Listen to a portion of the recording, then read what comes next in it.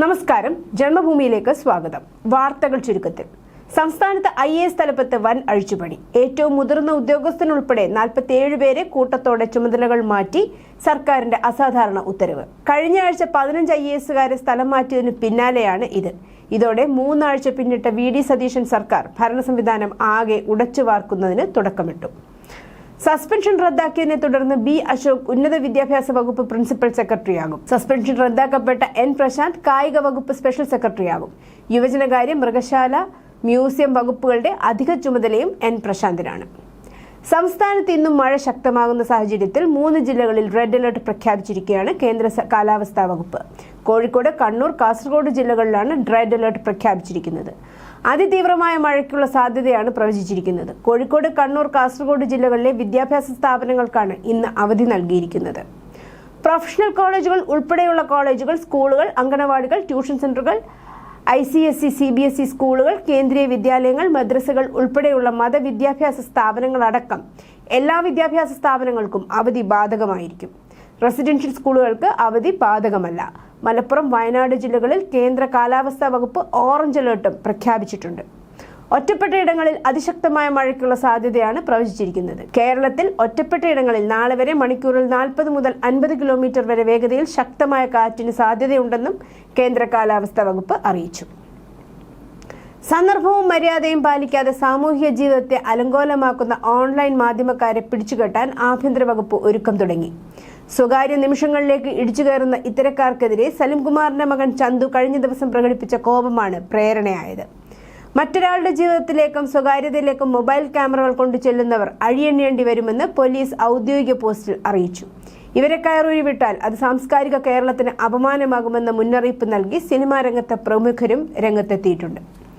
2000 information technology act section 66E പ്രകാരം ഒരാളുടെ സ്വകാര്യത ലംഘിച്ച് ചിത്രങ്ങളോ വീഡിയോകളോ പകർത്തുന്നതോ പ്രചരിപ്പിക്കുന്നതോ ചെയ്യുന്നത് 3 വർഷം വരെ തടവും 2 ലക്ഷം രൂപ വരെ പിഴയും ലഭിക്കാവുന്ന കുറ്റമാണെന്ന് പോലീസ് ഇന്നലെ ഫേസ്ബുക്കിലൂടെ ഓർമ്മപ്പെടുത്തി. ജനവാസ മേഖലയിലെത്തിയ മലമ്പാമ്പിനെ പിടികൂടി പഞ്ചായത്ത് പ്രസിഡന്റ്. തൃശൂർ കോലാഴിയിലാണ് ജനവാസ മേഖലയിലെത്തിയ മലമ്പാമ്പിനെ പഞ്ചായത്ത് പ്രസിഡന്റ് പിടികൂടിയത്. കോലാഴി തിരൂർ ഫീൽഡ് നഗർപ്രദേശത്ത് വീടിന് സമീപം കഴിഞ്ഞ രാത്രിയിലാണ് ഭീമൻ പാമ്പിനെ കണ്ടെത്തിയത്. പാമ്പിനെ പട്ടിക്കാട്ടിൽ നിന്നെത്തിയ റെസ്ക്യൂ സംഘത്തിന് കൈമാറി. അർബുദ ചികിത്സയുടെ സുപ്രധാന ഘട്ടമായ കീമോതെറാപ്പിക്ക് ഉപയോഗിക്കുന്ന പ്രധാന 3 മരുന്നുകൾക്കുള്ള ക്ഷാമം കടുക്കുന്നു. ഈ മരുന്നുകളുടെ പ്രധാന അസംസ്കൃത വസ്തുവായ പ്ലാറ്റിനം എന്ന അമൂല്യ ലോഹത്തിന്റെ ലഭ്യതക്കുറവാണ് മരുന്നിന്റെ ക്ഷാമത്തിലേക്ക് നയിക്കുന്നത്. ഇന്ത്യയിൽ അർബുദ ചികിത്സയ്ക്ക് വ്യാപകമായി ഉപയോഗിക്കുന്നതും വില കുറഞ്ഞതുമായ സിസ്പ്ലാറ്റിൻ, കാർബോപ്ലാറ്റിൻ, ഓക്സാലിപ്ലാറ്റിൻ എന്നീ മരുന്നുകളുടെ ലഭ്യതയാണ് ഇന്ത്യൻ വിപണിയിൽ പെട്ടെന്ന് കുറഞ്ഞത്. ഈ മരുന്നുകളുടെ പ്രധാന അസംസ്കൃത വസ്തുവാണ് പ്ലാറ്റിനം. പ്ലാറ്റിനത്തിന്റെ ലോകത്തിലെ ഏറ്റവും വലിയ സ്രോതസ്സായ ദക്ഷിണാഫ്രിക്കയിൽ ഉൽപാദനത്തിലുണ്ടായ ഇടിവാണ് ആഗോളതലത്തിലുള്ള ക്ഷാമത്തിന് കാരണമായത്. പൊന്മുടിയിൽ വിനോദസഞ്ചാര സംഘങ്ങൾ തമ്മിലുണ്ടായ വാക്കുതർക്കത്തിന് പിന്നാലെ വാനിന്റെ ചില്ല് തകർന്ന സംഭവത്തിൽ അന്വേഷണം ഊർജിതമാക്കി പോലീസ്. വാഹനത്തെ പിന്തുടർന്ന് മാരകായുധങ്ങൾ ഉപയോഗിച്ച് ആക്രമണം നടത്തിയ മുഖംമൂടി സംഘത്തെക്കുറിച്ച് പോലീസിന് സൂചന ലഭിച്ചു. മുഖംമൂടി സംഘം വെമ്പായം സ്വദേശികളാണെന്നാണ് പ്രാഥമിക നിഗമനം. എന്നാൽ ഇവർ സഞ്ചരിച്ചിരുന്ന വാഹനം ഇപ്പോഴും മലപ്പുറം സ്വദേശിയുടെ പേരിലാണ്. മലപ്പുറം സ്വദേശി വിറ്റ വാഹനം വെമ്പായം സ്വദേശി വാങ്ങിയിരുന്നു. എന്നാൽ ഉടമസ്ഥാവകാശം ഇതുവരെ മാറ്റിയിട്ടില്ല. 2025 ശബരിമലയെ ദ്വാരപാലക ശില്പം കൊണ്ടുപോയ സംഭവത്തിൽ അന്വേഷണം അവസാന ഘട്ടത്തിലെന്ന് SIT. കുറ്റകൃത്യത്തിൽ ഏർപ്പെട്ടവരുടെ വിശദാംശങ്ങൾ അടുത്ത റിപ്പോർട്ടിലൂടെ അറിയിക്കുമെന്നും SIT വ്യക്തമാക്കി. സ്വർണം പൊതിഞ്ഞ ചെമ്പ് പാളികളെക്കുറിച്ച് അന്വേഷണവും നടത്തും. 1998 ചെമ്പ് പാളികളിലേക്കും അന്വേഷണം നടത്തും. ചെന്നൈ കേന്ദ്രീകരിച്ച് അന്വേഷണം വേണമെന്ന് SIT ആവശ്യപ്പെട്ടു. അതേസമയം ശബരിമല സ്വർണ്ണക്കൊള്ള കേസിൽ പ്രഭാമണ്ഡലത്തിന്റെയും വാതിലിന്റെയും മുകൾ ഭാഗത്തെയും പാളികൾ ഇളക്കി സാമ്പിളുകൾ ശേഖരിക്കും. പരിശോധനയിൽ ഹൈക്കോടതി SITക്ക് അനുമതി നൽകി. മാസപ്പടി കേസിൽ CMRLന് വീണ്ടും തിരിച്ചടി. CMRL എക്സാലോജിക് ഇടപാടിലെ നിർണായക രേഖകൾ ആവശ്യപ്പെട്ട് ED സമർപ്പിച്ച അപേക്ഷ കോടതി അംഗീകരിച്ചു. രേഖകൾ കൈമാറാൻ തടസ്സമില്ലെന്ന് SFIO അറിയിച്ചു. രേഖകൾ നൽകരുതെന്ന് CMRL വാദം കമ്പനിക്കാരെ കുറ്റകൃത്യങ്ങൾ പരിഗണിക്കുന്ന പ്രത്യേക കോടതി തള്ളി. സംസ്ഥാന പോലീസിനായി വാടകയ്ക്കെടുത്ത ഹെലികോപ്റ്ററിന്റെ കരാർ കാലാവധി ഓഗസ്റ്റിൽ അവസാനിക്കുന്നതിനാൽ കരാർ പുതുക്കണമെന്നാവശ്യപ്പെട്ട് സംസ്ഥാന പോലീസ് മേധാവി റവാഡ ചന്ദ്രശേഖർ സർക്കാരിന് കത്ത് നൽകി. മാസം 25 മണിക്കൂർ പറക്കുന്നതിന് 80 ലക്ഷം രൂപയാണ് ഹെലികോപ്റ്ററിന് വാടക. പിണറായി സർക്കാർ ഹെലികോപ്റ്റർ വാടകയ്ക്കെടുക്കാൻ തീരുമാനിച്ചപ്പോൾ തന്നെ UDF രൂക്ഷ വിമർശനമാണ് ഉന്നയിച്ചിരുന്നത്. കൊട്ടാരക്കരയിൽ കുട്ടികളടക്കം 10 ബംഗ്ലാദേശികൾ പിടിയിൽ. ലോവർ കരിക്കം ഭാഗത്തു നിന്നാണ് ഇവരെ പിടികൂടിയത്. 5 പുരുഷന്മാരും 2 സ്ത്രീകളും 3 കുട്ടികളുമാണ് പിടിയിലായത്. വ്യാജരേഖകൾ ഉപയോഗിച്ച് 12 വർഷത്തിലധികമായി പ്രദേശത്ത് താമസിച്ചു വരികയായിരുന്നു. കഴിഞ്ഞ ദിവസം ചവറയിൽ നിന്ന് 2 ബംഗ്ലാദേശികൾ പിടിയിലായിരുന്നു. ഇവരെ ചോദ്യം ചെയ്തപ്പോഴാണ് കൊട്ടാരക്കരയിൽ അനധികൃതമായി താമസിക്കുന്നവരെ കുറിച്ച് വിവരം ലഭിച്ചത്. കോൺട്രാക്ടർമാരും എഞ്ചിനീയർമാരും കൗൺസിലർമാരും മാധ്യമപ്രവർത്തകരും പങ്കെടുത്ത യോഗത്തിൽ തിരുവനന്തപുരത്തെ മരാമത്ത് പണികളുടെ കാര്യത്തിൽ കർശന നിർദ്ദേശം നൽകി മേയർ VV രാജേഷ്. കൃത്യസമയത്ത് ഏറ്റെടുത്ത ജോലികൾ ചെയ്തു തീർക്കണമെന്നും സമയം ആരെയും കാത്തു നിൽക്കില്ലെന്നും മേയർ രാജേഷ് പറഞ്ഞു. MPയും MLAയും കർമ്മസമിതിയും നൽകിയ നിവേദനത്തിന്റെ അടിസ്ഥാനത്തിൽ വനം മന്ത്രി ഷിബു ബേബി ജോൺ പഴയ ആലുവ മൂന്നാർ റോഡ് രാജപാത സന്ദർശിച്ച് സ്ഥിതിഗതി വിലയിരുത്തി. കോതമംഗലം MLA ഷിബു തെക്കുംപുറം മുഖ്യമന്ത്രിക്കും വനം വകുപ്പ് മന്ത്രിക്കും നൽകിയ നിവേദനത്തിന്റെ അടിസ്ഥാനത്തിലാണ് വനം മന്ത്രി ആലുവ മൂന്നാർ രാജപാത നേരിൽ സന്ദർശിച്ചത്. മാരാരിക്കുളം ആലപ്പുഴ സെക്ഷനിലെ പാത ഇരട്ടിപ്പിക്കലിൽ റെയിൽവേ 220.51 കോടി രൂപ അനുവദിച്ചു. ആലപ്പുഴ അമ്പലപ്പുഴ പാത പൂർത്തിയാക്കൽ എറണാകുളം തുറവൂർ കായംകുളം റൂട്ടിൽ യാത്രാ തടസ്സം ഗണ്യമായി പരിഹരിക്കാനാകും. 9 അധിക പാസഞ്ചർ ട്രെയിനുകൾ ഇരുദിശകളിലേക്കും സർവീസ് നടത്താം. പ്രതിവർഷം 2.88 ദശലക്ഷം ടൺ ചരക്ക് നീക്കവും സാധ്യമാകും. 3.23 കോടി അധിക വാർഷിക വരുമാനം ലഭിക്കുമെന്നും റെയിൽവേ പറയുന്നു.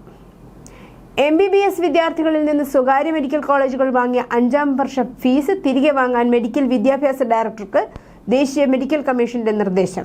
അധിക തുക കോളേജുകളിൽ നിന്ന് ഈടാക്കി വിദ്യാർത്ഥികൾക്ക് നൽകണം.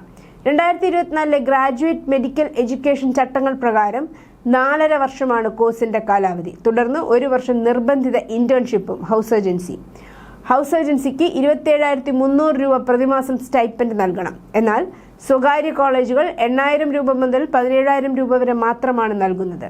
സ്വകാര്യ കോളേജുകൾക്ക് കോഴ്സ് കാലാവധി 5 വർഷമെന്ന് വ്യാഖ്യാനിച്ചാണ് ഹൗസ് ഏജൻസി സമയത്ത് വിദ്യാർത്ഥികളിൽ നിന്ന് ഫീസ് ഈടാക്കുന്നത്. സംസ്ഥാനത്തെ ഫീസ് ഘടനയുടെ അടിസ്ഥാനത്തിൽ 3.25 ലക്ഷം മുതൽ 6 ലക്ഷം വരെ കോളേജുകൾ ഇങ്ങനെ അധിക ഫീസായി ഈടാക്കിയിട്ടുണ്ടെന്നാണ് ആരോപണം. രാജ്യത്തെ ചെറുനഗരങ്ങളിലെ ATMകളിൽ വ്യാപകമായ പ്രവർത്തനം തടസ്സപ്പെടാൻ സാധ്യതയുണ്ടെന്ന് confederation of ATM industry CATMI. കറൻസിയുടെ ലഭ്യത കുറയുന്നതാണ് ഇതിന് കാരണമായി അവർ ചൂണ്ടിക്കാട്ടുന്നത്. ഇന്ത്യൻ ബാങ്ക് അസോസിയേഷനും റിസർവ് ബാങ്കിനും ഇത് സംബന്ധിച്ച് കോൺഫെഡറേഷൻ കത്തു നൽകി. ATMൽ നിറയ്ക്കുന്നതിനായി ബാങ്ക് ശാഖകളിൽ നിന്നും കറൻസി ചെസ്റ്റുകളിൽ നിന്നും കറൻസി പിൻവലിക്കാൻ പല സംസ്ഥാനങ്ങളിലും ബുദ്ധിമുട്ട് നേരിടുന്നതായി ഇവർ പറയുന്നു. ഗ്രാമ അർദ്ധനഗര മേഖലകളിലാണ് ഇവ അധികവും ബാധിച്ചിട്ടുള്ളത്. 2014 മെയ് 26-ന് പ്രധാനമന്ത്രി പദത്തിലെത്തിയ നരേന്ദ്രമോദി നാളെ ചരിത്ര റെക്കോർഡിന് ഉടമയാകും. 4,399 ദിനങ്ങളാണ് നാളെ മോദി പൂർത്തിയാക്കുന്നത്. ഇതോടെ ഏറ്റവും കൂടുതൽ ദിനങ്ങൾ ആ പദവിയിലിരുന്ന ജവഹർലാൽ നെഹ്റുവിന്റെ റെക്കോർഡും മറികടക്കും. 1952 മെയ് 13 മുതൽ മരണപ്പെട്ട 1964 മെയ് 27 വരെ 4,398 ദിനങ്ങളാണ് നെഹ്റു പ്രധാനമന്ത്രി പദവിയിലിരുന്നത്. ഇന്ദിരാഗാന്ധി 4,077 ദിവസവും സുപ്രധാന പദവി അലങ്കരിച്ചു. അതേസമയം മോദി പ്രധാനമന്ത്രി പദവിയിൽ 12 വർഷം പിന്നിടവെയാണ് ഈ ചരിത്ര റെക്കോർഡ് പിറക്കുന്നത്. ദരിദ്രരുടെ ക്ഷേമത്തിനായി പ്രവർത്തിച്ച 12 വർഷമെന്ന് പ്രധാനമന്ത്രി നരേന്ദ്രമോദി ഇന്നലെ എക്സിൽ കുറിച്ചു. ആന്ധ്രാപ്രദേശിലെ വിശാഖപട്ടണം സ്റ്റീൽ പ്ലാന്റിൽ തിങ്കളാഴ്ചയുണ്ടായ ദാരുണമായ അപകടത്തിൽ 10 തൊഴിലാളികൾ മരിക്കുകയും നിരവധി പേർ ജീവന് വേണ്ടി പോരാടുകയും ചെയ്തു. ഉരുകിയ ഉരുക്ക് വഹിച്ചിരുന്ന ഒരു ലാഡിൽ അപകടകരമാമിതം ഉയർന്ന താപനിലയിൽ പൊട്ടിത്തെറിച്ചതാണ് ദുരന്തത്തിന് കാരണമായത്. ഇത് ഫാക്ടറിയിൽ വൻ തീപിടുത്തത്തിനും വ്യാപകമായ പരിഭ്രാന്തിക്കും കാരണമായി. സ്വന്തം അതിർത്തിക്കുള്ളിൽ പ്രവർത്തിക്കുന്ന തീവ്രവാദ ഗ്രൂപ്പുകളെ ഫിത്ന അൽ ഹിന്ദുസ്ഥാൻ എന്ന് മുദ്രകുത്തി സർക്കാർ സ്പോൺസർ ചെയ്ത തെറ്റായ വിവരങ്ങൾ പ്രചരിപ്പിച്ചതിന് തിങ്കളാഴ്ച ഐക്യരാഷ്ട്രസഭയിൽ ഇന്ത്യ പാകിസ്ഥാനെ വിമർശിച്ചു. അഫ്ഗാനിസ്ഥാന്റെ സ്ഥിതിഗതികളെക്കുറിച്ച് ഐക്യരാഷ്ട്രസഭയുടെ സുരക്ഷാ കൗൺസിൽ യോഗത്തിൽ സംസാരിച്ച ഇന്ത്യയുടെ UN-ലെ സ്ഥിരം പ്രതിനിധി അംബാസിഡർ ഹരീഷ് പർവതനേനി പാകിസ്ഥാൻ ഇന്ത്യയുടെ മേൽ കുറ്റം ചുമത്താൻ ശ്രമിക്കുകയാണെന്ന് പറഞ്ഞു. ദുബായിൽ ഒരു മിനി ബസ് തകരാറിലായ ട്രക്കുമായി കൂട്ടിയിടിച്ച് നിരവധി ഇന്ത്യൻ തൊഴിലാളികൾക്ക് ജീവൻ നഷ്ടപ്പെട്ടു. ഇന്ത്യൻ കോൺസുലേറ്റ് അടിയന്തര സഹായം നൽകുന്നു. അപകടത്തിൽപ്പെട്ടവർക്ക് ആവശ്യമായ എല്ലാ സഹായങ്ങളും പിന്തുണയും വേഗത്തിൽ എത്തിക്കുന്നുവെന്ന് ഉറപ്പാക്കാൻ ദുബായിലെ പ്രാദേശിക അധികാരികളുമായി ഞങ്ങളുടെ ടീം സജീവമായി സഹകരിക്കുന്നുണ്ടെന്ന് നയതന്ത്ര ദൗത്യം ഊന്നിപ്പറഞ്ഞു. ഒമാൻ തീരത്ത് ഇന്ത്യൻ കപ്പലിന് നേരെ ആക്രമണമുണ്ടായി. തീപിടിച്ച ഇന്ധന ടാങ്കറിലെ 24 ജീവനക്കാരും ഇന്ത്യക്കാരാണ്. ഇന്ത്യക്കാരുള്ള കപ്പലിന് നേരെ ആക്രമണം നടന്നെന്ന് ഷിപ്പിംഗ് മന്ത്രാലയം സ്ഥിരീകരിച്ചു. കപ്പലിലുള്ളവർ സുരക്ഷിതരാണെന്നും ഷിപ്പിംഗ് മന്ത്രാലയം ഡയറക്ടർ ഒപേഷ് കുമാർ ശർമ്മ പറഞ്ഞു. അതേസമയം ലബനനിലെ ആക്രമണങ്ങൾക്ക് തിരിച്ചടിയായി ഇസ്രയേലി നഗരങ്ങളിലേക്ക് ഇറാൻ മിസൈൽ ആക്രമണം നടത്തി. 2 വ്യോമതാവളങ്ങളും ആക്രമിച്ചു. തിരിച്ചടിയായി ഇറാൻ തലസ്ഥാനമായ ടെഹ്റാനിലും മറ്റു പ്രധാന നഗരങ്ങളിലും ഇസ്രായേൽ പോർ വിമാനങ്ങൾ മിസൈൽ ആക്രമണം നടത്തി. ഉയർന്ന വൈദഗ്ധ്യമുള്ള വിദേശ തൊഴിലാളികൾക്കായുള്ള പുതിയ H-1B വിസകൾക്ക് $1 ലക്ഷം ഏകദേശം 84 ലക്ഷത്തിലധികം ഇന്ത്യൻ രൂപ ഫീസ് ചുമത്താനുള്ള US പ്രസിഡന്റ് ഡൊണാൾഡ് ട്രംപിന്റെ തീരുമാനം നിയമവിരുദ്ധമാണെന്ന് US ഫെഡറൽ ജഡ്ജി വിധി പ്രസ്താവിച്ചു. ബോസ്റ്റണിലെ US ഡിസ്ട്രിക്ട് ജഡ്ജ് ലിയോ സൊറോക്കിനാണ് ട്രംപ് ഭരണകൂടത്തിന്റെ ഈ വിവാദ ഉത്തരവ് റദ്ദാക്കിയത്. കുടിയേറ്റ നിയന്ത്രണങ്ങൾ കർശനമാക്കുന്നതിന്റെ ഭാഗമായി കഴിഞ്ഞ സെപ്റ്റംബറിലാണ് ട്രംപ് ഈ ഭീമമായ ഫീസ് വർധന പ്രഖ്യാപിച്ചിരുന്നത്. ഇറാനെതിരെ വലിയ തോതിലുള്ള സൈനിക നടപടി പുനരാരംഭിച്ചാൽ ഇസ്രായേൽ ഒറ്റപ്പെടുമെന്ന് US president Donald Trump Israel പ്രധാനമന്ത്രി ബെഞ്ചമിൻ നെതന്യാഹുവിന് മുന്നറിയിപ്പ് നൽകിയതായി ഇസ്രായേലും ഇറാനും തമ്മിലുള്ള 24 മണിക്കൂർ നീണ്ട സംഘർഷത്തെ തുടർന്ന് ട്രംപ് ആക്സിയോസിനോട് നടത്തിയ പ്രസ്താവനയിൽ പറയുന്നു. പാക് അധിനിവേശ കാശ്മീരിൽ POK സമീപ വർഷങ്ങളിൽ സാമ്പത്തിക രാഷ്ട്രീയ വിഷയങ്ങളിൽ നിരവധി പ്രതിഷേധങ്ങൾക്ക് നേതൃത്വം നൽകിയ സിവിൽ സൊസൈറ്റി സഖ്യമായ ജോയിന്റ് അവാമി ആക്ഷൻ കമ്മിറ്റി സർക്കാർ നിരോധിച്ചതിനെ തുടർന്ന് ജൂൺ 9 മേഖലാ വ്യാപകമായി ബന്ദ് നടത്താൻ തീരുമാനിച്ചതിന് മുന്നോടിയായി റാവൽകോട്ടിൽ പ്രതിഷേധക്കാരും സുരക്ഷാ സേനയും തമ്മിലുള്ള ഏറ്റുമുട്ടലിൽ കുറഞ്ഞത് 11 പേർ കൊല്ലപ്പെടുകയും 70-ലധികം പേർക്ക് പരിക്കേൽക്കുകയും ചെയ്തതായി റിപ്പോർട്ട്. 45-അംഗ നിയമസഭയിൽ 12 സീറ്റുകൾ കാശ്മീരിന് പുറത്തുള്ളതും പാകിസ്ഥാനിലെ മറ്റെവിടെയെങ്കിലും താമസിക്കുന്നവരുമായ അഭയാർത്ഥികൾക്കായി സംവരണം ചെയ്യാനുള്ള തീരുമാനമാണ് പുതിയ പ്രതിഷേധങ്ങൾക്ക് കാരണമായത്. News desk Janmabhumi.